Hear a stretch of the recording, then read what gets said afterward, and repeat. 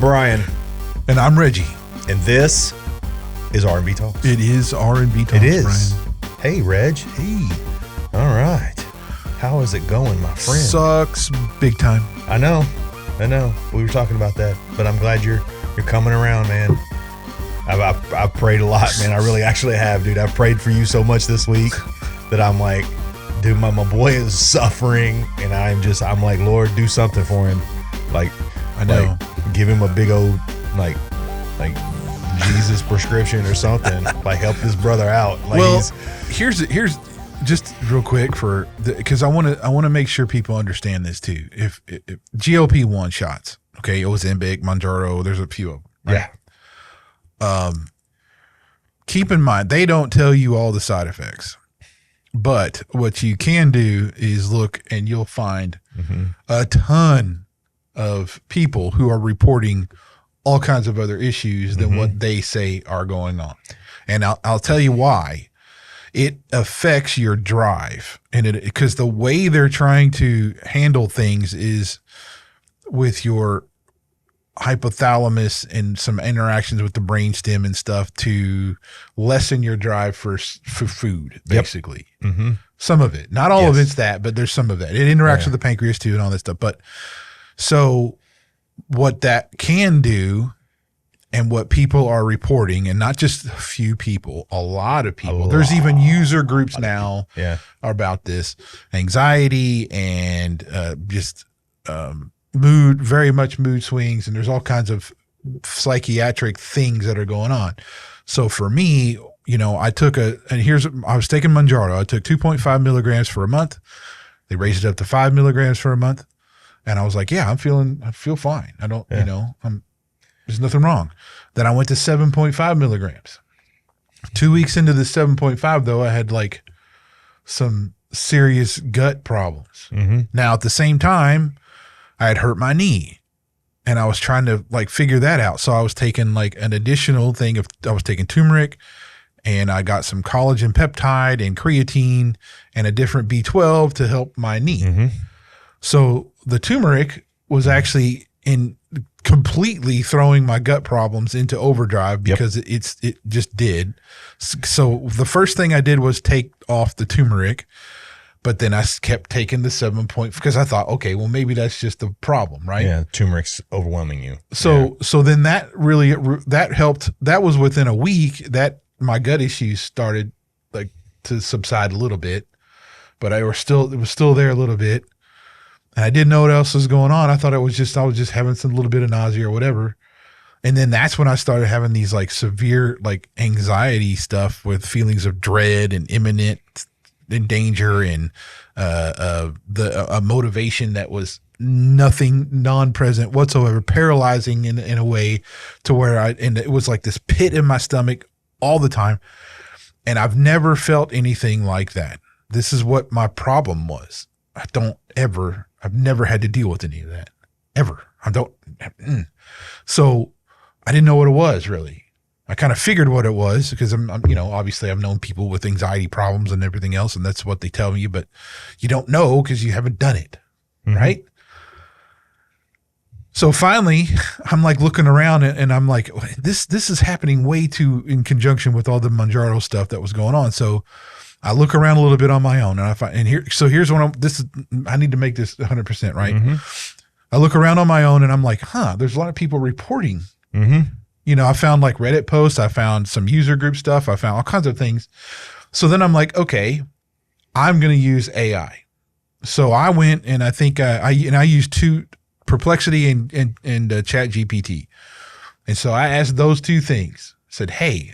And I even listed out, I said, if I list my medications I'm taking, can you tell me what if that's leading to some anxiety and feelings of dread? That's really the two things that were really bothering me, because the pit of my stomach thing, I knew all. So I did all that with both of them, and both of them came back with sources and everything else saying, yes, that is with what you're taking and everything else. This is the Mounjaro. Mounjaro is most likely the culprit behind this, because and then it even went farther to say why. Okay, so then I'm like, well, I was fine on 5 milligrams. I'll just back it down. Right. So then the next week I took my 4 doses of 7.5. So then and at the same time, I'm talking to my doctor about all this. I had she couldn't get my appointment in. She had an emergency, so she couldn't make up. So it got rescheduled for actually next week. So I'm sending messages right through the thing. And I said, okay, here's what I'm going on. I'm going to back off to the 5 milligrams. So I back off to 5 milligram, but I had no idea how long stuff stays in your system or whatever, but it still didn't do. I was still having a lot of issues, still feeling completely paralyzed. Keep in mind, I've been working out a lot. I've been taking care of everything around the yard and doing all kinds of stuff that I normally do. It takes a lot of work to function on this piece of property. It just does. Mm-hmm. Haven't done anything. That's how crippling this was for me. And so I used all these AI tools to really dig into this deeper than what I could know. And it went in and told me how it affected this and this. And I started, and so I completely stopped taking it. So the 1 milligram was like the only thing I didn't take anymore. Currently I'm at day, let's see, 11 after not taking the shot at all. Right. So for the last week though, I've had all these, like, I wake up in the middle of the night feeling god awful, having these feelings of everything, and then shaking and trembling and all this stuff. And then that freaked me out, right? So when that first started happening, what in the world is this? Mm-hmm. But then again, I'm like, okay, I already knew from all the research I was doing that it affected my brainstem and hypothalamus. So I'm like, okay, so then again, I'm going into AI and I'm messaging my doctor. I'm doing both of these things, right? I'm not just relying on AI. This is the key. Don't just rely on AI for this, but AI will help. And came back and said, yeah, that's definitely your adrenal system. You've been stressed. So this, right? And I'm not going to get. I mean, I have page after page of this stuff because I've been really trying to make sure because this is stuff freaking me out. I'm already on the verge of a freaking full on panic attack all the time anyway. So today is the first day I've wanted to eat anything. Mm-hmm. So for lunch, I was actually hungry. This is the first day I've actually had a lunch. So I was like, yeah, I'm kind of actually hungry. Mm-hmm. First day. Mm-hmm. This is the first day where not the whole day I felt just a pit in my stomach and all that stuff the whole day. I've had a little break in there.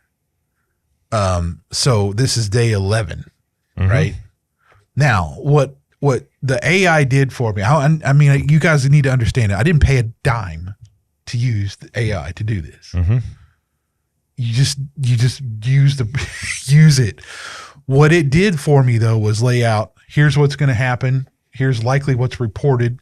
Here's how long you can expect for this. Here's how long you can expect for this. Here's how long you can expect for this. And the more data I give it, the better its results end up being back to you.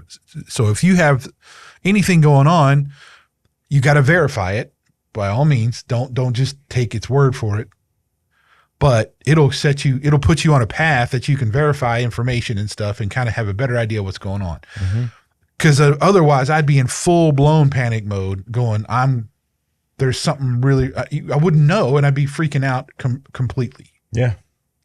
And there's too much information that is out there that you need to access for yourself to really go through, especially when you're in an anxiety kind of when you're tornado in that mode. Yeah. Where I can't focus. Yeah. I can't really, look, here's the deal. I haven't been able to make any decisions really. Yeah. I mean, it's not like I feel like I'm completely in a surreal environment. And, yes, I've been making sure like bills are paid and, their necessities, but like, our washer completely went out because it had an infestation and mice started living in it and it like chewed all the wires out of it. So Best Buy came out to fix it and they're like, yep, can't fix it. You're going to have to throw it away. Sorry. Goodbye luck. I told my wife, I can't make a decision. I'm looking at washers and stuff and doing all this, but I'm telling you right now, I can't do that. It's like, I can't focus. I don't even know what the hell, So not having to worry about where this is at so much has helped ease at least that part Yeah. of that. It's taking away some of the effect. But I want to make sure that people understand this is that with these new pharmaceuticals, they're not telling you everything. The problem is, like I told you before,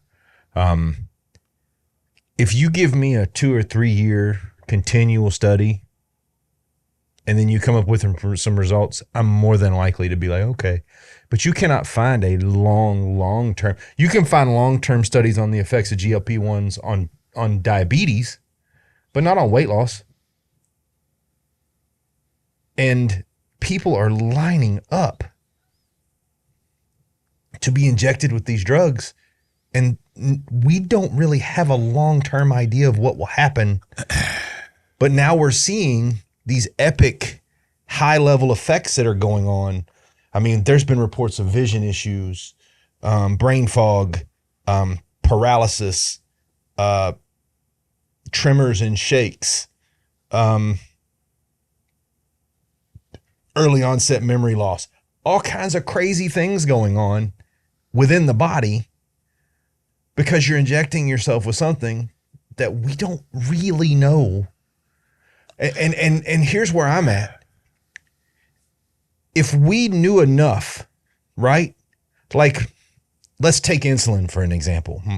My father is on insulin, or was. I think he's gotten off of it. But they knew exactly what milligrams of insulin that my father needed to take in order to have an effect. Mm-hmm. Every time I talk to someone who's having a backwards impact from a GLP-1, it's, well, they started me on a low dose, and then they increased it, and then they increased it, and then they increased it, and all hell broke loose.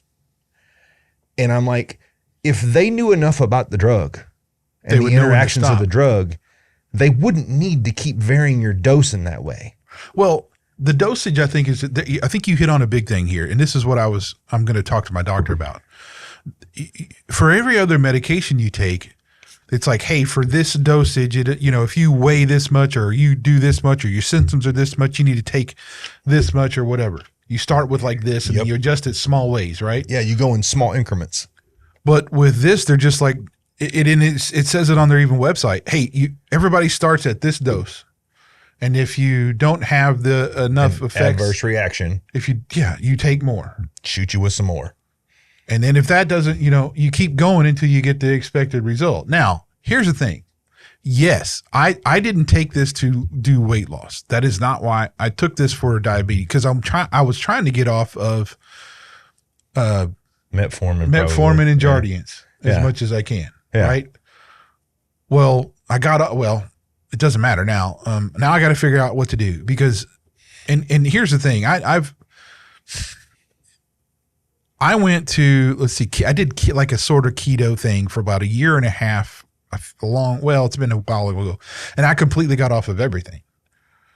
But I was completely on, it was a very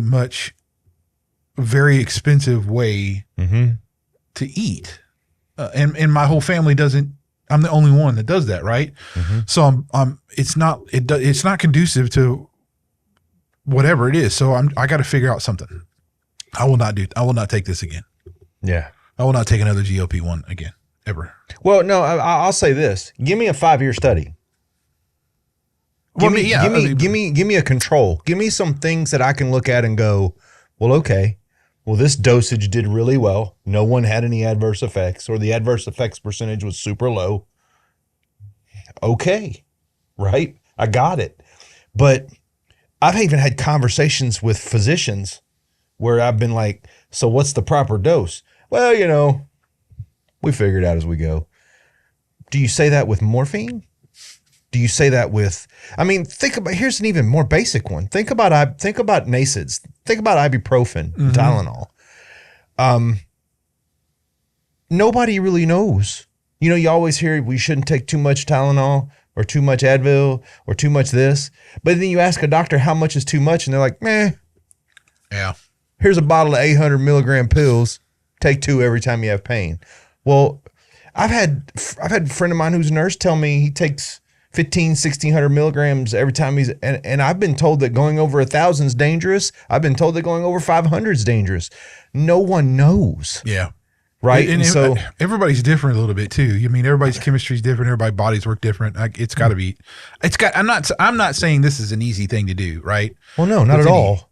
But it's also the long-term studies though are what's necessary. We need.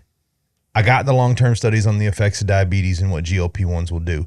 But I also will tell you that there are some very, very solid studies out there on just semaglutides.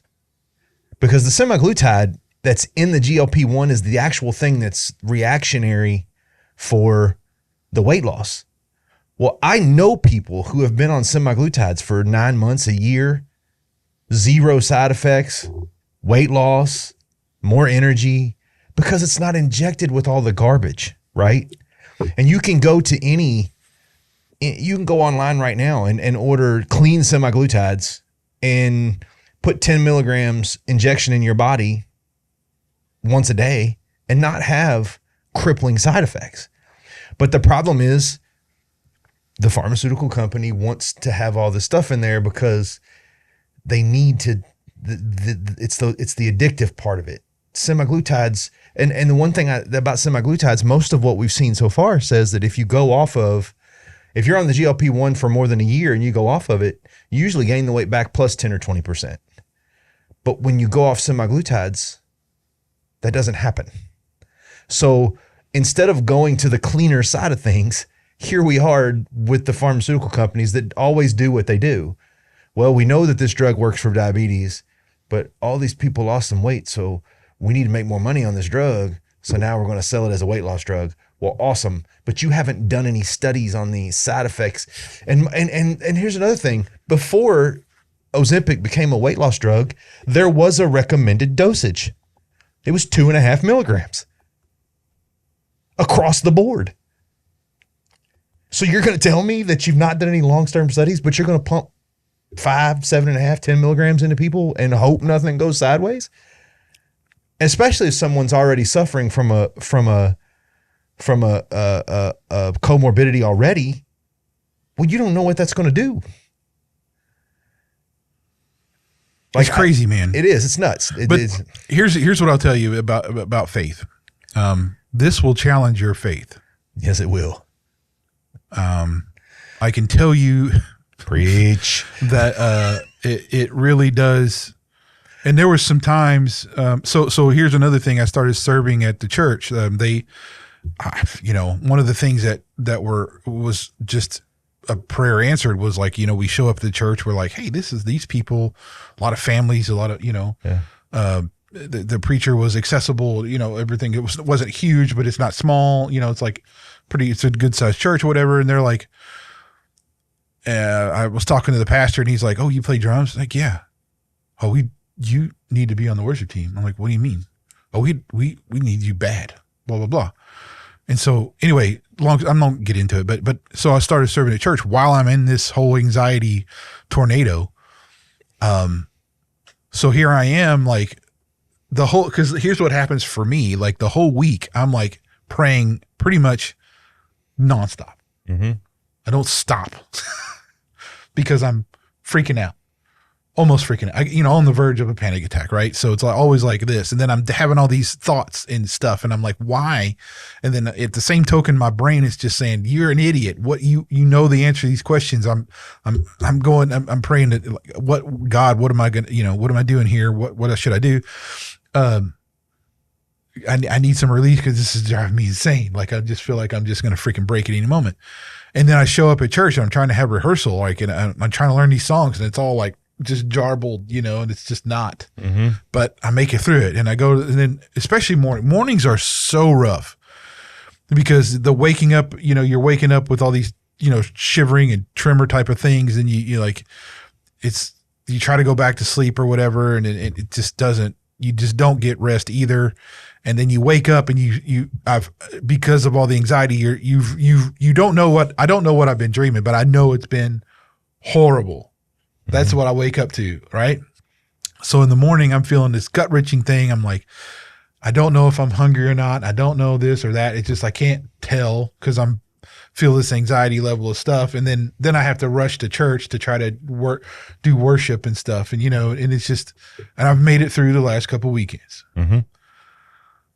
but I'm praying the whole time. So I'm getting to church and it's like, I'm just feeling like, well, why am I shouldn't be here. Cause I'm like, I'm having so much trouble with this and this and this. But at the same token, that's exactly where I should be. That's exactly where you should be, man. Because at the same, so, you're pushing through something you have. I know it's not like I've had any problems with knowing the truth. It's just all these stupid, idiotic questions that it just doubts and all this nonsense that just pop up that just drive you nuts.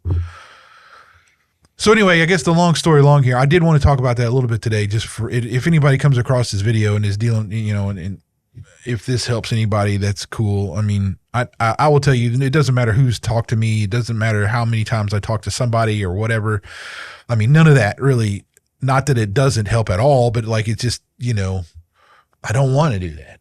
It's just, I don't want, there's nothing to hash out. It's like, this isn't anything that goes away. This physiological gut thing is still there, you know? So until that gets out of my system, I think I'm just going to get through it. But yeah, it does help me relate to those who have anxiety problems. I mean, I think that's the biggest thing. Even my son, he has he's had some issues with stuff, and it's like, this totally help me, relate to him in a big way. And my wife too, she has it. But anyway, long story long, I just wanted to chat a little bit about that today, so that if that helps anybody, it does. But I know my faith has helped, even though that's been trying, but it's still been there. You know what I mean?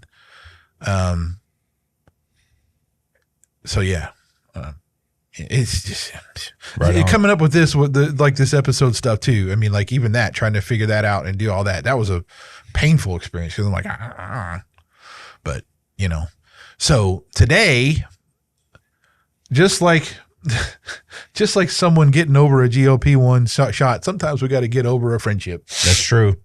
There are many broken ones. But I think what I wanted to kind of open up with is just like, there's been we live in such a weird world. And I think we're in the generation, Brian, where we're like before all the internet. Yes. And then we knew what it was like really before the internet. And then we know what it's like with the internet. So like, for us, it's interesting to like go from, you make relationships and friends, and pretty much it's in person is the main thing. Mm-hmm. You hang out with people, you do all that, you really, and then, that's really what it is. You don't sit there at home and on chats and stuff like that. That's what we started out with. Now we're into this whole era of these digital, I don't know. It's so bizarre to, dude, I'm going to be honest with you. Yeah, go ahead. You want to know something that just bugs me to death? Okay, what? All right, so back when we were kids, when we were teenagers even, young men, if you wanted to say something to a friend, you had to pick up the phone and call. Well, then it came texting. Well, if you want to say something to a friend, you can send them a text, right? I hate when people like my texts. Are you so lazy that you can't type out 4 words to say something in response? Have we got to the point where we are so eager to not communicate? Like, literally, like there's got to be a better way. I mean, and look, man, friendships are precarious, and they take work. They're not always a 50-50 relationship, just like a marriage, just like anything else. Sometimes you're going to carry more, sometimes you're going to carry less. It just depends. But they take work. And, it's funny. I was talking to a guy at the gym, and he was like, me and my best friend are getting together Friday night, and we're going to go hang out and see a movie or something. And I was like, oh man. I was like, well, what kind of movies does he like? And he's like, I don't know. It's like, what kind of food does he like? And he's like, I don't know. I was like, so he's your best friend, and you don't know anything about him. You don't know his favorite he probably doesn't know his favorite color, favorite food, favorite movie, favorite anything. And you're like, how is that a friend of yours, right? Like, how does that, Like if you said, Brian, name just a general food that Reggie likes. I'm like, brisket. Like he likes smoked things. Like I am pretty sure that you would smoke an asparagus or a avocado if you could. You're just a smoking dude, right? So, but these friendships, they're not friendships. Like they're not definable. Like that's like me being online chatting with somebody in Umbuku somewhere and being like, this is my best friend. No, it's not. It's just a dude that I've been chatting with who could be a woman. He could be he could be anything. I don't know who he is. And the digital age is killing friendships. It is killing them. Well, I mean, and I don't do that either. Yeah. I have at times, but most of my digital connections are from personal connections. Yeah. That I have. Yeah. That's different though. Not random things. It's different if you've done the work to make the connection and then you guys become friends on Facebook. But that's different. Yeah. But there's a ton of people that are friends on my Facebook page. I don't know them. I don't do that. You know, if I don't know you, you don't get on my Facebook. I mean, here's what I do. If they do a friend request, I go to their page and look through their page. If your page is private, I ain't letting you on. If your page is public and you're a libtard, then I'm not letting you on. So, but I'm just trying to figure out how to navigate this world. Well, I know, but I think the digital world for me has caused some friendships to end where they probably wouldn't have other than that. People get brave behind the keyboard, man. They sure do. Yeah. I mean, cause it's, you start, cause you, and I don't know what the phenomenon is called. I think I looked it up one time, but like you start on your holy roller mission about something or other, whatever it is. And you come across different online than you do if you were sitting in front of a person. I mean, I've had several people who I would call family up until I was disowned because of opinions or beliefs or something online. Well, I don't know. For me, that's different though. I think that's a psychosis is what that is. Like, I guess that's not like, look, I think the inability to govern one's relationships has fostered an environment of fake righteous anger. Yeah, that that's for people sure. Push out onto Facebook. And, I see, but here's the thing. It's always the same thing. I've never had anybody type anything on Facebook and then I read it and go, well, huh. It's always the same 5 talking points. It's always the same argument from authority. It's always the same garbage response that it's never well, why do you think that way? And why do you have that opinion? It's always your opinion is garbage. You're crazy. You're wrong. The ability to govern relationships is dying because of the internet. I've lost friends from the internet. Dude, I've run into people that are friends with me on Facebook. They won't talk to me in person, but they'll message me on Facebook. Yeah, I mean, I don't know, man. It's just, that's really weird. Yeah, it's strange. It's, for me, it is. I mean, and it's hard to relate to some of the younger folk who are completely in this realm of this is where they operate, right? I mean, but other than that, let me say this too. Like there's a lot of, well, and I think for both of us, classifying a friendship, like calling you a friend is different than what we've already said. This is, that's a little bit different than what most people are going to say a friend is.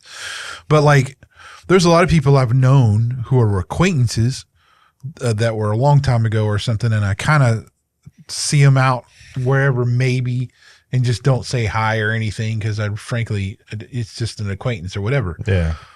But there's been many friends and stuff that I've had that I would probably say are on the way to becoming like a really good friend, but then it just like peters out, or something, like it just you stop communicating and it just goes away. Lots of those, whether it's like a circumstance in your life or a coworker that you knew really well that, you don't work in the same place anymore, or it's I'll be super honest with you. I've been burnt by work relationships, so I don't usually try to dip into. I'm very careful about who I share with at work about anything. Not because I'm afraid they're going to use it against me, but inevitably it causes issues because everybody's got to be on a team. Yeah, and that's another one of these things is. The tribalism, it's within itself has caused problems as well. Like, everybody's got to be on a team. Everybody's got to be, I'm on it. You can't. I got told one day, you shouldn't be allowed to think that way.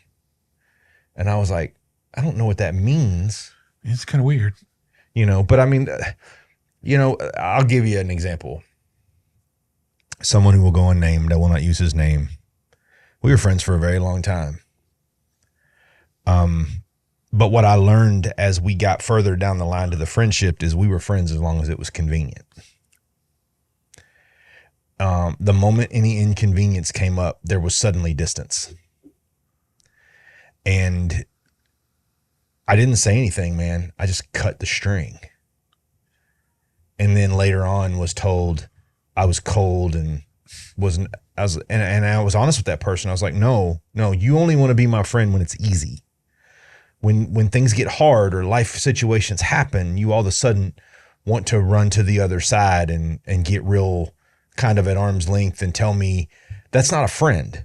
Like a friend's going to be around when shit's weird and which is normal. I'm sorry. But when you have that person that as long as the good times are rolling, but then all of a sudden they vanish when things get stressful, when I started having kids, it got real weird. And he was like, and he just kind of faded to black. And here's the thing. I had already realized what our relationship was. So when he faded to black, I wasn't really upset about it. I kind of felt like it was a normal, but I feel like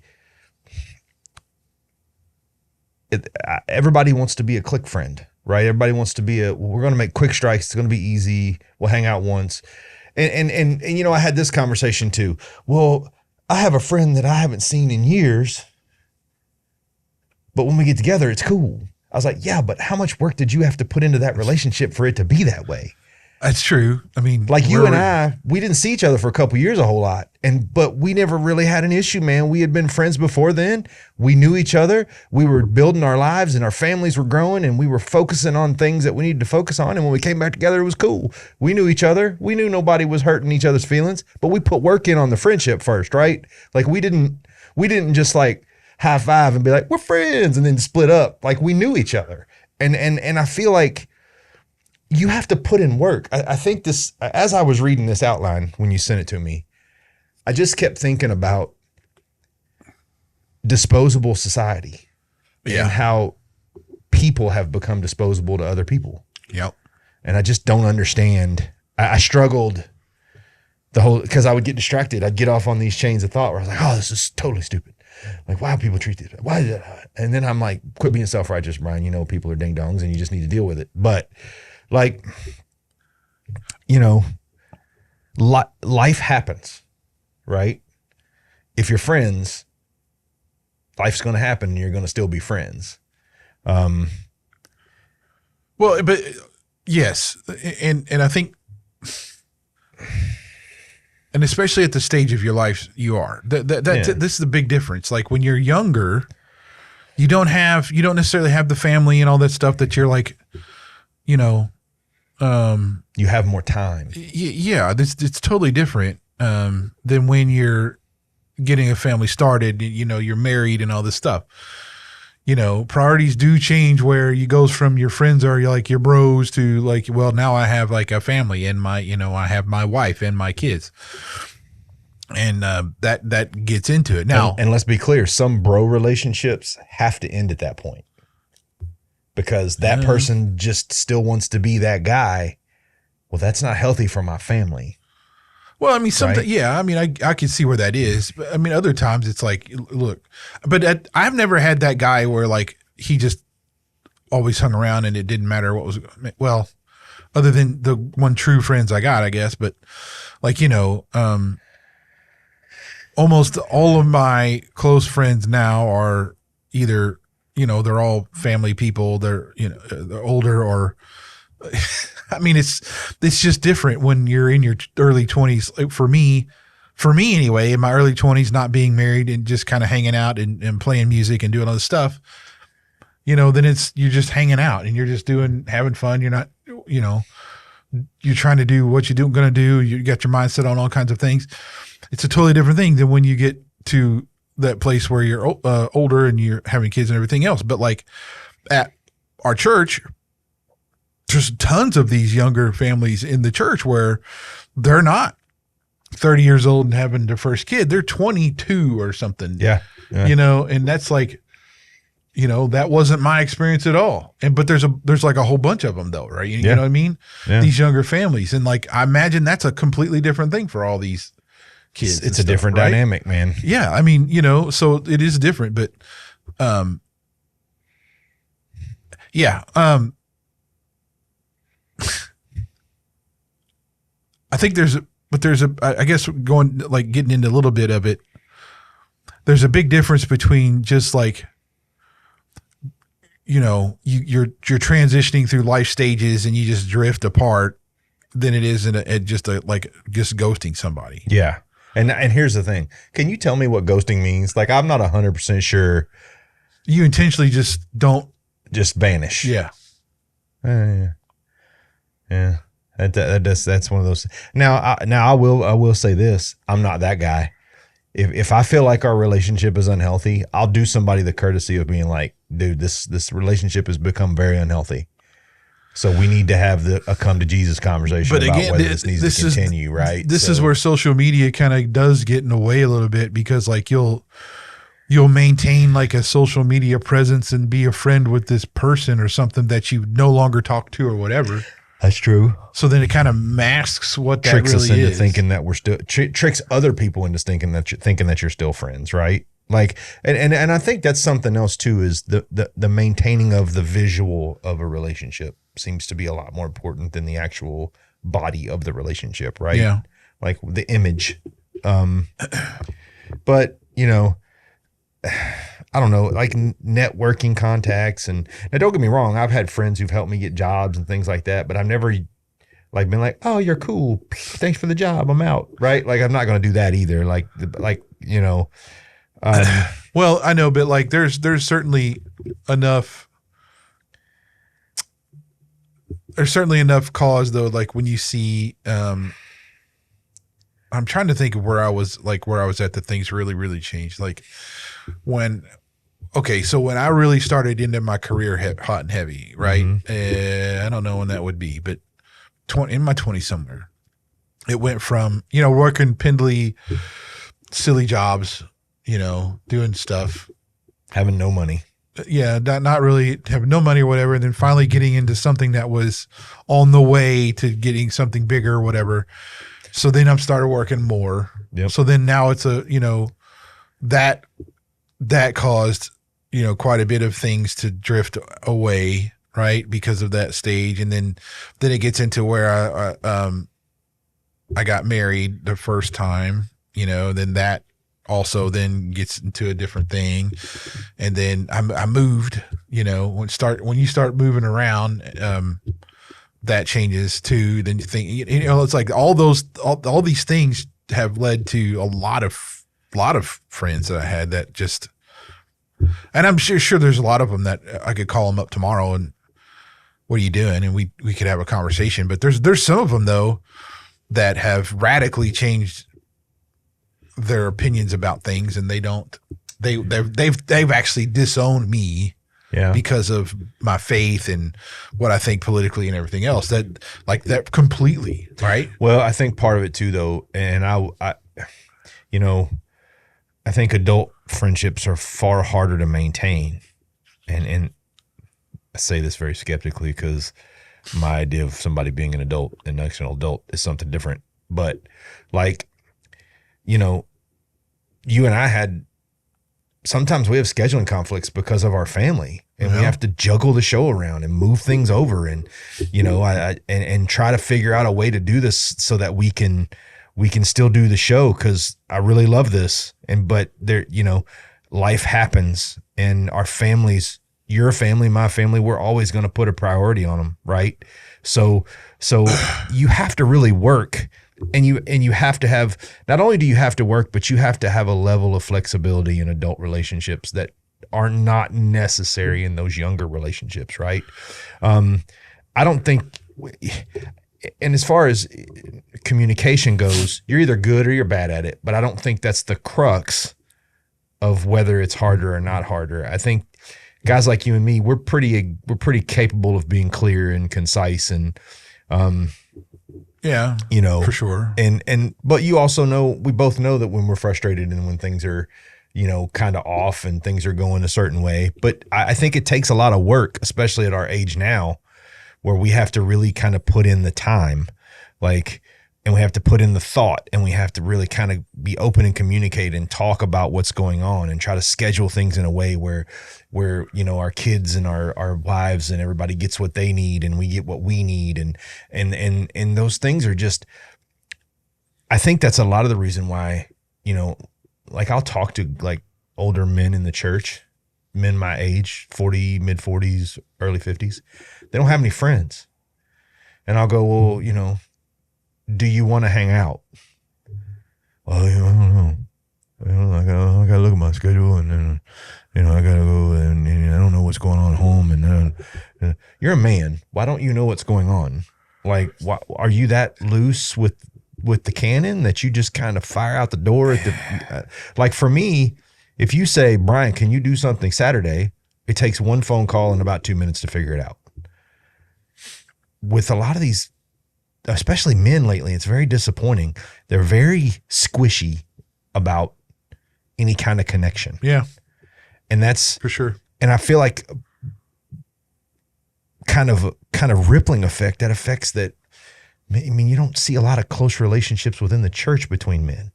And I feel like that's a huge loss, man. You know, I don't even know. Honestly, I've thought about how to make that better.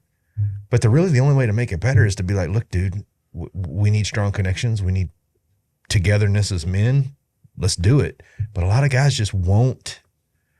They won't commit. They won't say, yes, I will go, you know, have a steak. Yes, I will go watch a ball game. Yes, I will go, like, we'll have a beer and just chat. Yeah, right? whatever.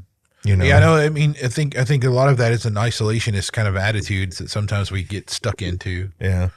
You've been so ingrained in whatever you got going on, or nothing, that it's just difficult to have something go on, right? But well, you and I are both Gen X. That's true. And one of the things that I noticed about, this is a generational thing, you know, the builder generation and Gen X and all of the boomers, we all really leaned on communication. Yeah. Being able to talk to each other, right? But when Gen Z and all that stuff kind of kicked in, communication is just lost. Like the art of conversation is lost. Like when I was telling you about my experiences at retailers, like these kids don't know how to talk. And the word is like the predominant word in the conversation. And I'm like, do you not know how to talk to me? I mean, I know you went to high school, at least elementary school.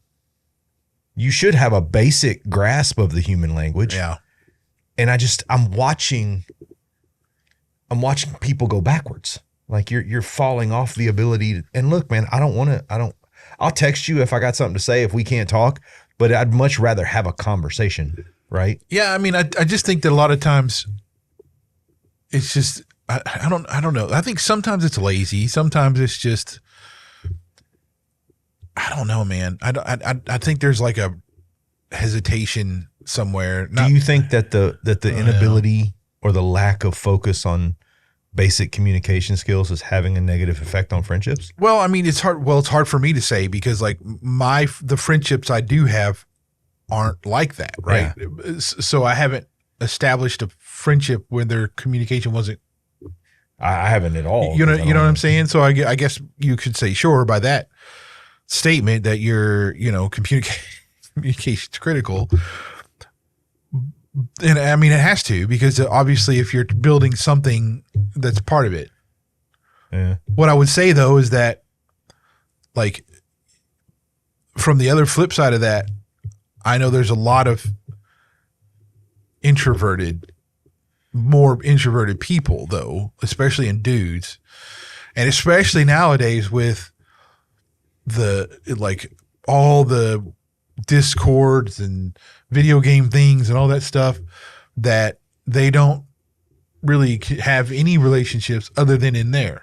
Right. Yeah. Now you're talking to people, but you're not sitting there sharing your life and all that kind of stuff generally. Right. So like, for instance, because I like my video games, don't get me wrong. And my Discord group that I have is, man, we've been together now for a long time, and it's all older guys. Yeah. And I would say, yeah, those are friends of mine, because I talk to them more than I talk to anybody. Yeah. But they're not just around here. Like, I can't go, hey, whatever his name is, I need help moving this weekend, because they're not, they're not here. They're like halfway across the country or something. Yeah. So it's a different kind of friendship, but it's one that I really cherish too. Yeah. Because they're close. I mean, we are close, to be honest. Not everybody, but there's a specific group of Discord people that we've been talking for 6, 7 years. Yeah. 8 years maybe. Yeah. Right. And so we know I know their family, like who they have, like they're married and their kids, and they're going on this vacation or doing this or doing that, or they struggling with this or they're doing that or whatever. We talk about all that. Right. But at the same token, the flip side of that though is like a usual, I would say like a normal Discord thing, where you jump on a server full of people playing the same kind of game you are, and you don't share anything like that. No. There might be some cool people that you meet and everything else, but you're not really establishing a friendship either. No. But people, I think younger people are latching onto that aspect of relationships and community rather than the deeper aspect of being a friendship, like really into it. And I want to say this too, man. There is, I would say there are there's definitely some friendships that I grieved over. Yeah, there's definitely some friendships that even to this day I'm a little salty about. Yeah. Right. Oh, sure. Not angry, but I'm just a little salty about how it ended. Oh yeah. And some things that were done. Oh yeah. And there's some guys I was really close to completely got ghosted by. I still don't know why. I still really don't. Now, at that point in my life, it was pretty turmoil. There was a lot of chaos going on. So I'm not saying I didn't do something, but like, I still don't know today why, the real reason for all that. But yeah, it still rubs me the wrong way. Yeah. Well, and I don't care who you are. I don't care how masculine you are or how independent you are. You still feel rejection in that situation. You still feel pushed out of that situation. Like, when it's out of your control and someone just kind of lets go and vanishes, and then, and you reach out and you're like, hey, what's going on? And they don't respond. There's a level of rejection that comes along with that. Like that's the salty part of it, right? Like, I tried to reach out to you. I tried to figure this out. Like, one of the, have you ever wanted to reach out to somebody you've been in that situation with, and then not really knowing how to do it? Like, I'm a little bit viperous in the sense of, if you bounce me I'm going to try once. If I try once and you bounce me again, yeah, we're done. I've reached out to a couple of people that I did want to rekindle, or just because it was that important of a friendship to me, and I didn't get a response. Yeah. And no, I didn't. Yeah. Matter of fact, one of them I tried again. I did. But after that, it was like, well, it's like, there's been people that have blocked me on Facebook And I've been like, really? Yeah. Because I'll post something not necessarily controversial, but that challenges the norm, and they just don't like it, and they're brainwashed, and they're into this, fitting in kind of thing, and then they ghost me, or they block me, and I'm like, really, dude? Why did you block me? Like, what was the purpose of you blocking me? Yeah. Okay. Well, here's a crazy thing. When I used to travel for work, which meaning I was gone 35, 40 weeks out of the year, right, on a plane, going somewhere. I ran into all kinds of people, right? And it's interesting when you're traveling because it's almost like you're anonymous anyway because nobody knows who you are, and there's like no repercussions really, whatever. It's almost like a social media network when you're traveling. It really is. Like you can say whatever you want because the hell they're not gonna know any different. Now that wasn't how I did it, but you always wonder what they're telling you is true or not. But anyway, you get in a lot of conversations, and especially like and during my job, right? If I was somewhere, especially if they had a cigar lounge somewhere, I was there, right? I'd get done with work, I'd have a meal or whatever, and then I usually didn't want to go just back to my hotel room and like watch TV. That was never my thing. I'm like, I'm looking for a cigar lounge or something to have a drink and just do that, right? And you meet all kinds of dudes there, all kinds of people.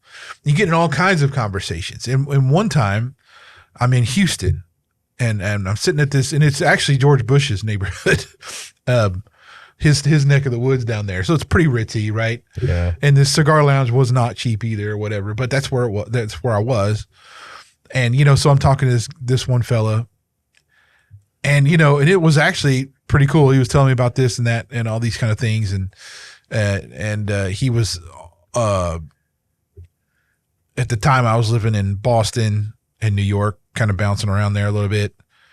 And he was like, yeah, I'm up in, I forgot where it was now, somewhere up there.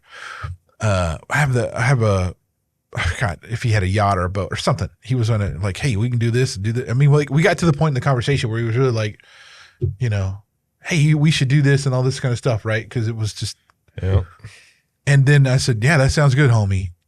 As soon as I said homie, this dude was like, oh, you can't really say that around here.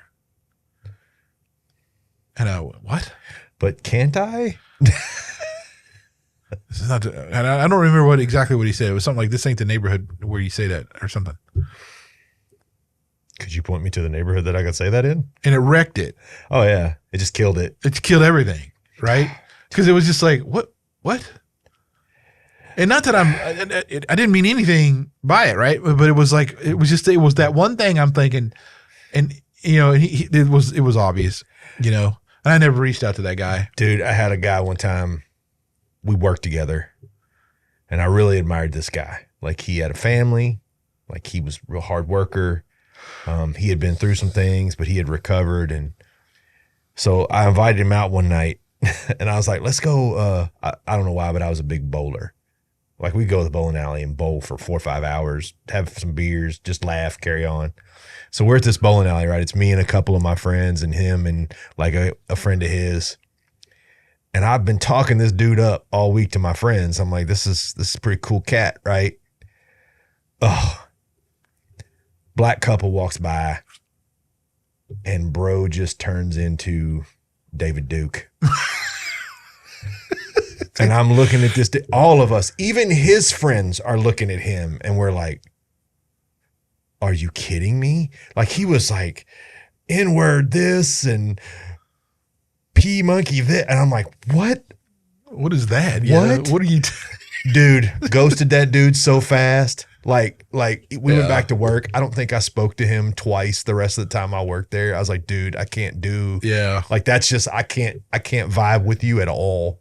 Like, I thought you were all right. And then you just, like, when you talk about a complete train derailment, like, every car came off the tracks, dude. Oh, dude. There's been so many things like that, right? I was in, I forgot where it was. Oh, that was in Vermont this one time, and I was sitting there again at a cigar, and this guy was totally drunk, and he kept talking to me, and I'm like, it must have been, I don't know how long I was there, but it was at least an hour and a half.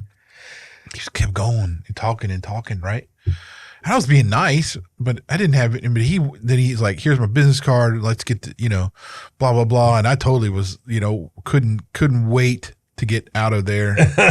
But he must have thought I was his best bro or something, man. Oh. He was all about it. But yeah, I'm kind of glad I didn't run into that dude. Dude, again, have you ever been in a situation where you recognize somebody and you all probably hung out a little bit and they are all excited to see you and they know your name, but you cannot for the life of you remember their name? Yeah. I had a guy who was working in jewelry, man, and he came up to the counter and he was like on fire that it was me. And he was like, dude, do you remember we did this and this and this? And I was like, I don't remember any of that. Like, I don't even, and I didn't have the heart to be like, I don't remember your name. And then he bought something and I had to have his driver's license.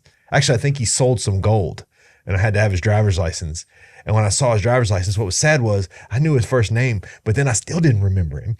I was like, it's like, even now that I know your name, dude, I don't remember any of this. And he was telling me like specific dates and things that happened. And I was like, nothing, got no recollection at all, dude. Like, yeah. Not that I don't care, but dude, you caught me. I don't remember you at all. Like, I don't. And he made it sound like we were like the Three Musketeers. Like we were out there swashbuckling and just getting it done. And I was like, yeah, I would remember that. I had something similar. Man, this has been 15, 20 years ago, maybe. I don't know. It's been a while, but like it was this girl who was in band when I was in band, right? Mm-hmm. And she was like, she came up and she was like, I know exactly who you are. And I'm like, you do, huh? Awesome. Could you tell me? Yeah. And I didn't know, I had no clue who she was. And apparently she had this hatred for me because I would apparently nag at her at band camp because of trying to get her to get in step or something. I don't even remember because, I was kind of a tyrant when I was in the band because I was the drum major or one of the drum majors. So I was pretty much, but I was, You were a tyrant. I was definitely a tyrant. Okay. But I didn't, I mean, she knew exactly, all these things. Never remembered who she was or. Don't remember doing any of it. I don't, I mean, Have you ever had like specifics? Have you ever heard somebody telling a story about you and it's a glorious story, but you don't remember any of it? Oh yeah. There was one, I forgot who it was, like reconnected with like a few years ago and was like, hey, do you remember this? No. I have no idea. Whatever this amazing thing is, the yarn that you're spinning, I don't remember any of it. I mean, no. Yeah, it was, I've had that happen several times, but that's what. Well, here's a better question. How do you know when a friendship is worth attempting to save or rekindle? That's a tough question for me. Well, I don't know. I don't think that's a really tough question though. I mean, for me anyway, like I know if there's like, if someone's, I know the people that, or I don't know. I would say it just depends on the situation. Like if it's somebody I'm thinking about that I just say, hey, I need to reconnect with, which actually I did the other day. I really, and I need to get a hold of this guy, but definitely. So it's like he's a Facebook friend now, and I used to play music with him a long time ago. And I think about that time a lot because it was like one of the first, band stuff and all that, trying to do things. And he was somebody I knew so well. And I thought, you know what? I need to rekindle that one because it's like, and he's not far away or anything else like that. And so that's just one instance, sure. But there's a lot of them there I don't know. I don't even couldn't. The ones that I'm like say shouldn't, I don't even think about anymore. So, well, a very good question for me is it better to leave it in the past? I had somebody the other day and we've been friends for a very long time. We'll chat from time to time on the phone. We message over Facebook. And he brought up a friendship of mine. It was one that I was talking about earlier. And he goes, man, have you ever have you ever thought about fixing it? And I was like, no, and here's why. I was like, when I go on his Facebook page 20 years later, it's the same guy saying the same things, telling the same yarns and lies. And when I see that someone is incapable of not necessarily change, but just growth in general, I usually find it better just to leave that in the past, right? If you haven't come any further down the road than we were 20 years ago, then it's probably, and it's not a personal thing. It's just, we're probably not going to be able to hang out because I'm only going to listen to you tell the same story 18 times before I'm like, yeah, I don't want to talk to you anymore. And then you're going to be, or if you see that someone is, I'll be honest with you. I've reached out to people that I know and be like, hey man, that thing you posted, dude, that person was looking for help. And their response is, well, that's not my responsibility to help them. Yeah, we're probably not going to be friends. If you're thinking that way and you're hurting people intentionally, we probably got to separate, right? So it's a weird situation because, there's a couple of friendships that I've thought back on, and been like, man, I really need to reach out and see if we can. But the majority of them, if I've reached out, man, it's been very cold to say the least. Look, I say in general, it's like this. We need to be more community oriented for one, as a society. We can't let all the digital stuff really take away from the benefits of that kind of community. It doesn't take the place of it for sure. Yes, you can have some meaningful relationships through digital means, but there's that's not all there is. You still need, we're still physical human beings. There's still a physicality part of our existence that still needs to be there. I would say for any Christian man though, at church is where look, those are where you're going to have the most success, probably trying to forge some kind of, relationship with another guy or group of guys. The men's group stuff, man, I would say that's where you start. Yeah. Yeah. Don't just sit there and expect just going to service every Sunday and, saying hi to a bunch of guys is going to really do it. That's not it, man. I mean, you got to start serving with people. You got to start living life with other dudes. Well, and present yourself as you are. Yeah, definitely don't look, man.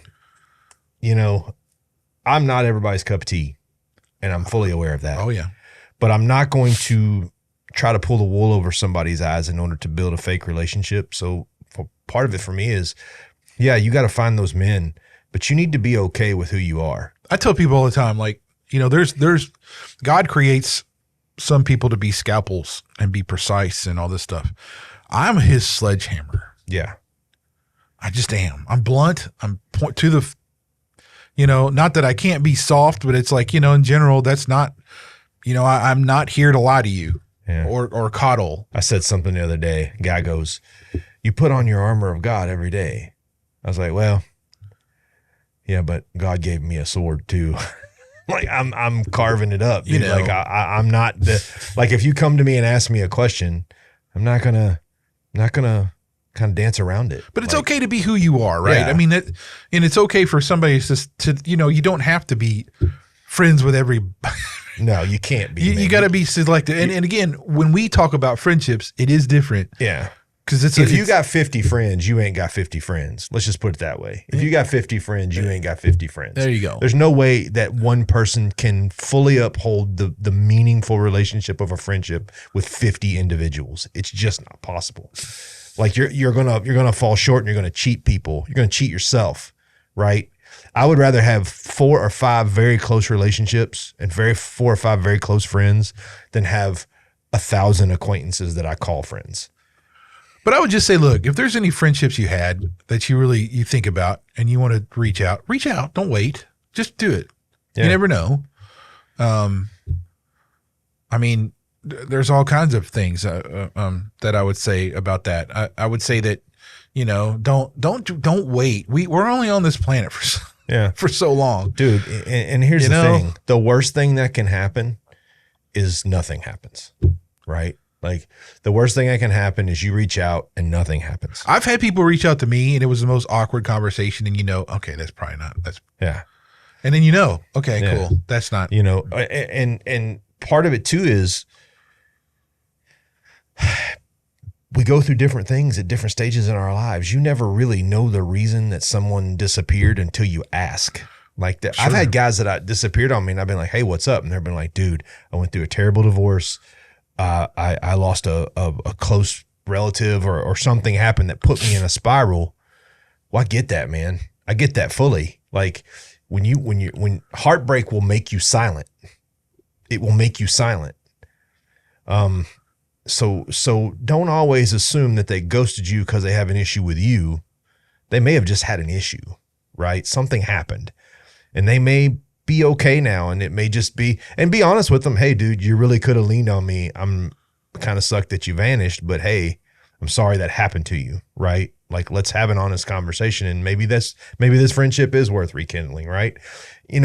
As men, we tend to deal in finalities a lot, right? Well, I'm not going to do this because you did. Shut up. I mean, sometimes stick to it, but look, there's a time you'll know when to stick to it, right? If your eyes are open and your ears are open and you're listening, you'll know when to stick to it. Okay. All right. Tune in next time for some topic that we have not decided yet. Also, too, if you want to drop a comment about a friendship either that was funny or not. Yeah. That's DM, cool. Hit us with the Facebook message, drop a comment, like, subscribe. I know I haven't said that in a while. There you go. But there you go. But just, God puts people in your path for a reason. Just keep your ears and eyes open and be ready for those relationships. And if you're doing the right thing, they'll go where they need to go. They'll die when they need to die. They'll live when they need to live. Right? You just have to understand and know that it's part of God's plan, and that's what you have to rest everything in. So, we're RAndBTalks. I'm Brian. I'm Reggie. See you guys. Bye-bye.